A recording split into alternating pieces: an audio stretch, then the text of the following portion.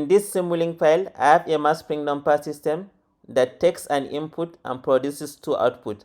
However, I want to see the output separately. So now if I run it and I click on the scope, so you can see I have two outputs in the same scope.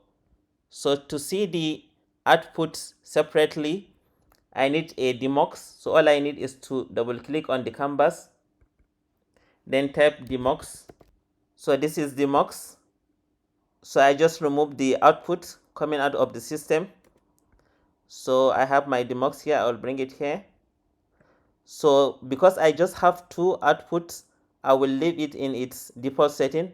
However, if you have like 3 outputs or 4 outputs that you want to separate, you can double click on the Demux and then change the number of outputs. So in our case, I'll just leave it as 2.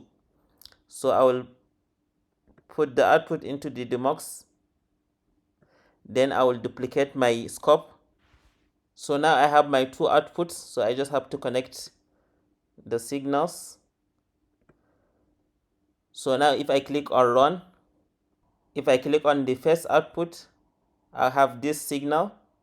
And if I click on the second output, I have the second signal. If you want a comprehensive tutorial on Simulink for control systems, watch the video on the screen. Please like and subscribe to the channel. Thank you for watching.